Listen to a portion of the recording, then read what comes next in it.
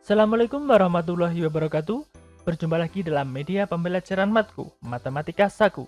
Pada kesempatan kali ini kita akan membahas tentang sudut, khususnya mengenal sudut. Oke, langsung saja kita mulai. Coba perhatikan gunting berikut. Gunting ini kita renggangkan. Nah, setelah kita renggangkan, terdapat suatu daerah pojok yang dibatasi oleh dua mata gunting. Untuk lebih jelas, kita beri tanda merah atau garis merah. Nah, daerah inilah yang disebut dengan sudut. Nah, secara matematis kita tuliskan sebagai berikut. Di sini titik A, B, dan O. Titik O ini disebut sebagai titik sudut. Kemudian OA, nah ini disebut kaki sudut. Ruas garis OB juga disebut kaki sudut. Nah, daerah yang berwarna kuning ini disebut daerah sudut. Sudut ini biasa kita sebut atau kita tuliskan dengan sudut AOB atau sudut BOA. Nah, yang huruf yang di tengah ini selalu titik sudutnya, mengindikasikan inilah yang disebut dengan sudut.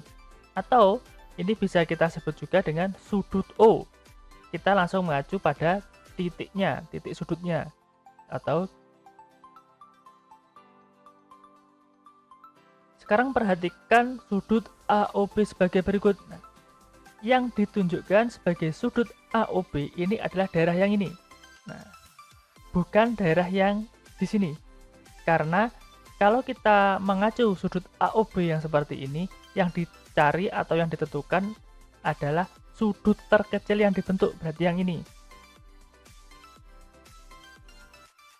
Begitu juga dengan sudut yang AOB yang seperti ini. Nah, maka yang dimaksud sudut AOB adalah sudut yang ini.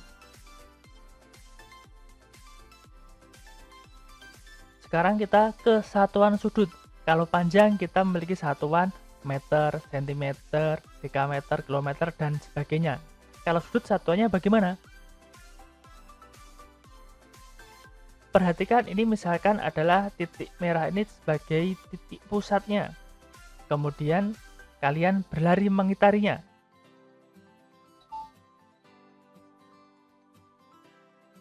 Nah, kalian mengitari satu kali dan kembali ke titik awal. Nah, ini disebut sebagai 360 derajat. Nah, kalian membentuk sudut 360 derajat.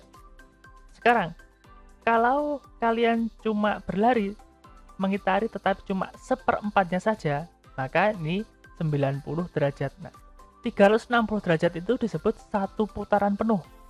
Satuan sudut kita gunakan satuan derajat. Apakah ada satuan lain? Ada. Misalkan kita 1 derajat, itu 1 derajat sama dengan 60 menit. Nah, dan 1 menit itu sama dengan 60 detik. Nah, ingat, yang dimaksud menit dan detik di sini dalam derajat itu bukan satuan waktu. Namanya saja yang sama, tetapi ini bukan mengindikasikan atau bukan mengacu pada waktu, tetapi pada derajat. 1 derajat itu adalah 60 menit. Dan 1 menit itu adalah 60 detik. Bapak ulangi sekali lagi, detik dan menit di sini bukan satuan waktu, tetapi kita mengacu pada satuan derajat. Cuma namanya saja yang sama. Penjumlahan sudut. Kalau kita memiliki 30 derajat ditambah 40 derajat, kita bisa langsung menjawab hasilnya adalah 70 derajat.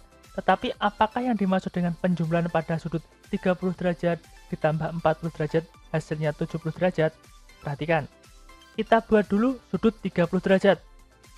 Karena ditambah dengan 40 derajat berarti dari garis yang ini kita buat 40 derajat. Maka sudut yang berikut inilah yang disebut sudut 40 derajat. 30 derajat ditambah 40 derajat hasilnya 70 derajat. Sekarang jika 200 derajat ditambah 190 derajat, ini hasilnya adalah 390 derajat. Nah, sudut 390 derajat ini yang seperti apa? Nah, kita ilustrasikan. Pertama kita buat dulu ukuran sudut 200 derajat. Kemudian kita lanjut dengan ukuran sudut 190 derajat. Ternyata ukuran sudut 390 derajat ini kenapa kok sangat kecil? Nah, karena dari 0 derajat ke 360 derajat itu adalah kembali ke posisi awal atau sudut putaran penuh. Berarti dari 360 ke 390 derajat itu cuma 30 derajat kan? Makanya ukurannya ini sebenarnya adalah 30 derajat. Perhatikan ukuran sudut yang di samping. Ini ukuran sudutnya adalah 30 derajat. Berarti ukuran 390 derajat itu sama dengan 30 derajat jika kita ilustrasikan. Nah, jadi jangan nanti menganggap ukuran sudut 390 derajat itu yang seperti apa? Apakah sangat besar? Sekarang kita menggambar dan memberi nama sudut. Untuk menggambar dan memberi nama sudut ini kita memerlukan alat. Yang pertama adalah penggaris. Yang kedua adalah busur. Bagaimana langkah-langkahnya? Pertama, kita buat garis secara horizontal. Ujung-ujungnya kita beri simbol O dan A. Kemudian kita gunakan busur. Kalau kita menghitungnya itu berlawanan arah jarum jam, yaitu dari kanan ke kiri, kita gunakan ukuran skalanya yang bagian luar, ya, yang ini 10, 20, 30, 40, dan seterusnya. Kita akan membuat ukuran sudut 60 derajat. Berarti dari titik O, kita tarik garis yang melalui ini, 60 ini. Kemudian ujungnya kita beri simbol B. Maka kita peroleh sudut AOB, nah, dengan ukuran 60 derajat. Sekarang bagaimana untuk mengukur besar sudut? Kita memiliki sudut AOB. Nah, kita mau menghitung ukuran sudut AOB. Ingat, yang kita ukur adalah sudut terkecilnya ini. Langkahnya yaitu kita gunakan busur. Nah, kalau kita mengukurnya itu berlawanan arah jarum jam, kita gunakan skala yang luar. Ini berarti berapa? Dari 0, 10, 20, dilanjut. Nah, ternyata 130 derajat.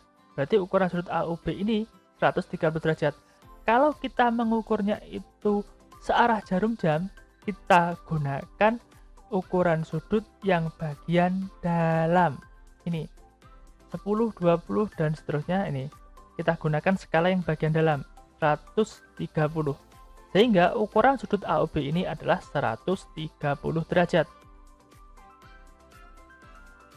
Jenis-jenis sudut. Nah, jenis-jenis sudut ini kita bagi menjadi beberapa kelompok. Nah, jika ukuran sudutnya itu lebih dari 0 derajat dan kurang dari 90 derajat, dinamakan sudut lancip. Jika ukuran sudutnya tepat 90 derajat, ini dinamakan sudut siku-siku. Jika ukurannya lebih dari 90 derajat dan kurang dari 180 derajat, dinamakan sudut tumpul. Jika tepat 180 derajat, dinamakan sudut lurus.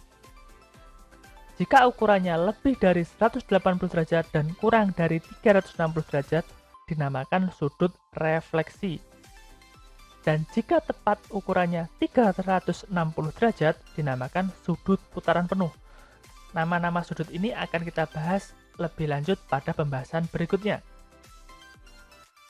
Cukup sekian pembahasan pada materi kali ini. Sampai bertemu lagi di materi selanjutnya. Terima kasih dan wassalamualaikum warahmatullahi wabarakatuh.